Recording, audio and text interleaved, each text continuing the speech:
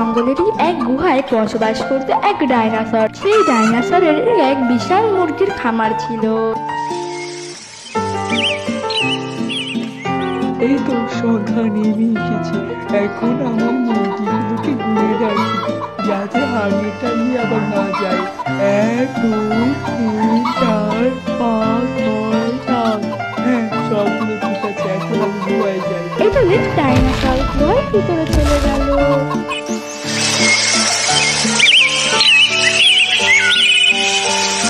সেই জঙ্গলে এক গরজিলারও বসবাস ছিল। একদিন যখন গরজিলাটি জঙ্গলের পথে ঘুরছিল, ঠিক তখনই তার নজর পড়ে ডাইনোসরের পালন করা মুরগিগুলোর উপর। সেই মুরগিগুলোকে দেখে সে এক দৃষ্টিতে শুধু সেই মুরগিগুলোকেই দেখছিল।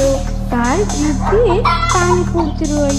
সে তখন সেই মুরগিগুলোর দিকে আগাতে থাকে। তখনই সে দেখতে পেল ডাইনোসর তার গুহায় ফিরে এসেছে। সে জানতে মাঝে এটা ডাইনোসরের গুহার, এই মুরগিগুলো ডাইনোসরের। ডাইনোসরকে দেখে সে প্রচন্ড পরিমাণের ভয় পেয়ে যায় এবং সেখান থেকে চলে যাওয়াটাই উত্তম মনে করে।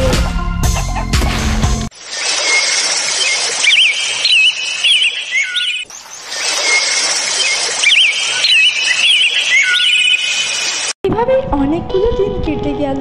গরজিলা সেই ডাইনোসরের মুরগিগুলোকে দেখার পর থেকে সে সব জায়গায় ডাইনোসরের মুরগিদের দেখতে পেত এবং সেই সব মুরগি খেতে চাইতো। এরকমই একদিন উদাস মন নিয়ে সে জঙ্গলের পথ দিয়ে হাঁটছিল। ঠিক তখনই সে এক শিয়ালকে দেখতে পেল। শিয়ালটিকে দেখার পর সে ভাবতে রইল, আরে এ তো দেখছি এক শিয়াল। আমি শুনেছিলাম শিয়ালদের নাকি অনেক বুদ্ধি হয় এবং ওরা মুরগি খেতেও বেশ ভালোবাসে।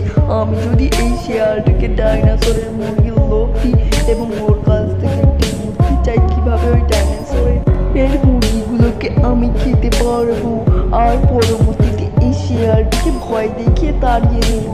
এখন এই শিয়ালটিকে বুঝিয়ে শুনিয়ে নিজের দলে আনি যায়। এটা মনে মনে ভেবে গরজিলা সে শিয়ালের কাছে যেতে রইল। শিয়ালটি গরজিলাকে তার দিকে আসতে দেখে ভয়ে সেখান থেকে দৌড় দিল, আর গরজিলাটাও তার পিছু পিছু ছুটতে লাগলো।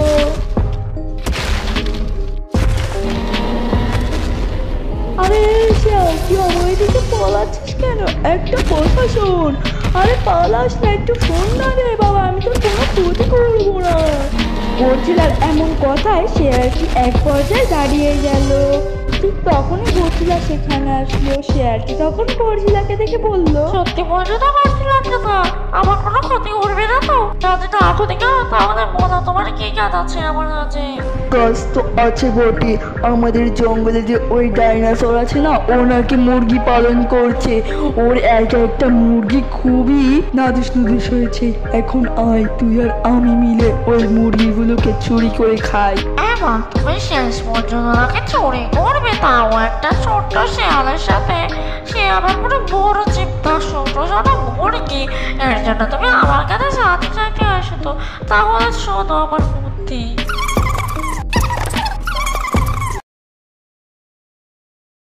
শিয়ালের বুদ্ধি অনুসারে সেদিন রাতের বেলা গরজিলা ও শিয়াল ডাইনোসরের গুহায় গেল এবং তার মুরগির খামার থেকে দুটো নাদুস হাঁস ও মুরগি নিয়ে সেখান থেকে পালিয়ে এল।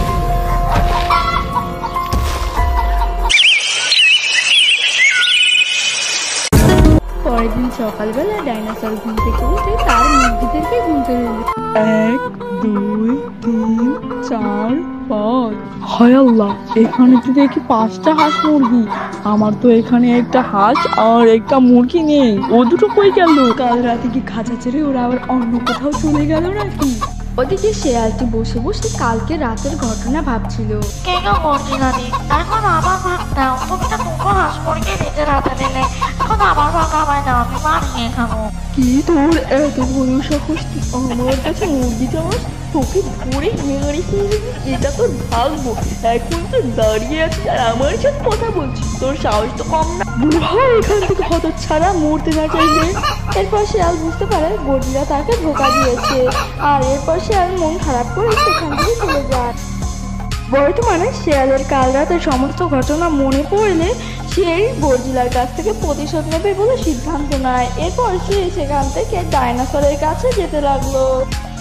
দিকে ডাইনোসর মন খারাপ করে দাঁড়িয়েছিল, তখন সেখানে শিয়াল যায় এবং বলতে থাকে, কেউ ডাইনোসর দাদা, তুমি শুধু শুধু এখানে দাঁড়িয়ে রয়েছো, ওদিকে খাওয়াতে এসে গর্জিলা তোমার দুটো হাঁস বউকে দিয়ে গেছে।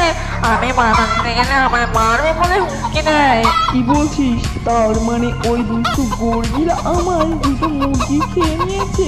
এখন ওই গর্জিলাকে আমি ছাড়বো না, ওকে উপযুক্ত শাস্তি দেবো আমি।